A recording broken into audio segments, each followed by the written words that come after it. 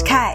今天要分享的生酮饮食食谱是低碳贝果，又是被小伙伴点名的生酮食谱。这款生酮贝果不像有些食谱需要用到模具，而且也不会用到谷燃粉，也就是面筋，所以肤质过敏的小伙伴也可以吃哦。我的频道会在每周一和周四分享一款生酮、低碳、无糖的健康食谱。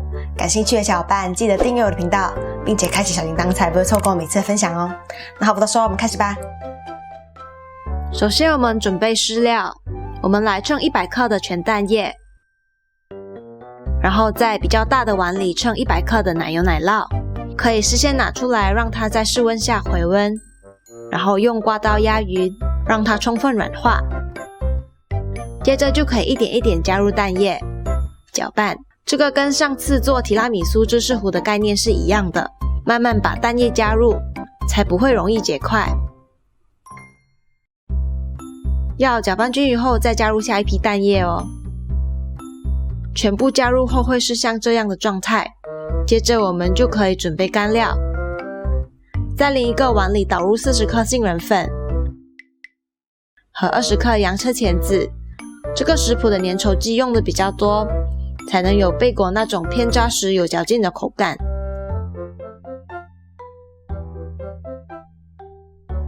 1茶匙的泡打粉，这个贝果不会用酵母，只靠这泡打粉膨发。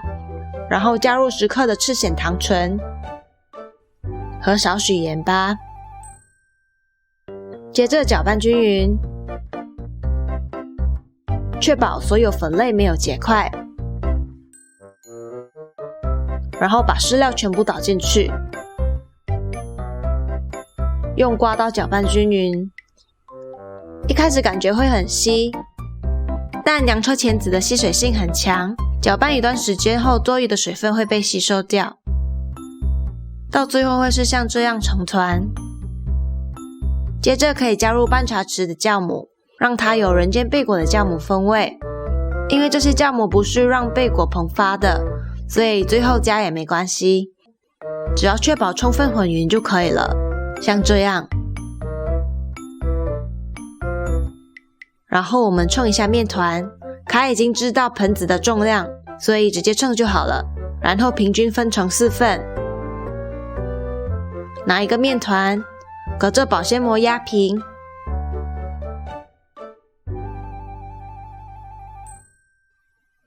可以用一个刮板把它整成规整的长方形，接着把一边压扁比较好收口，慢慢卷起来。可以用刮板让面团和垫子分离，防止散开。卷起来后，在其中一端剪开，按压一下，然后卷起来，收口。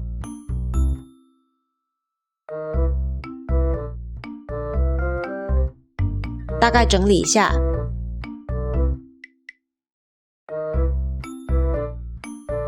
4个都弄好了就可以盖起来，先放一旁。我们现在来准备煮贝果的水。凯称了水的重量，我的小电锅大概容得下700毫升。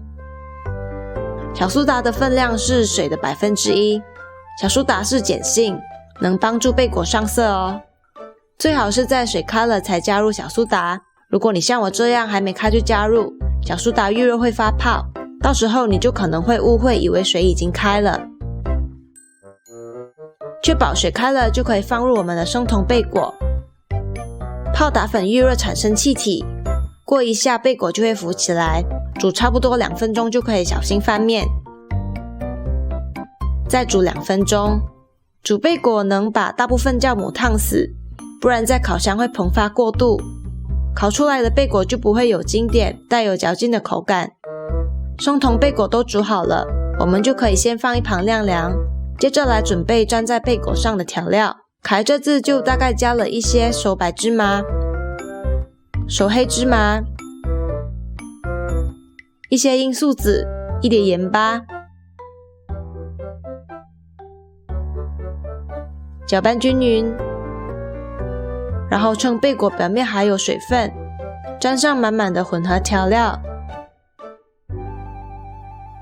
接着就可以送进已热烤箱，180度烤20到25分钟，我们的贝果就做好啦。隔天早上配上牛油果、三文鱼、洋葱丝，超棒的。如果你喜欢这次的分享，记得为这影片点个赞。今天的问题是，大家选择低碳饮食的原因是什么呢？是因为血糖高，要减重，还是单纯想让身体更健康呢？记得留言告诉我哦。那我们过几天见了，拜拜。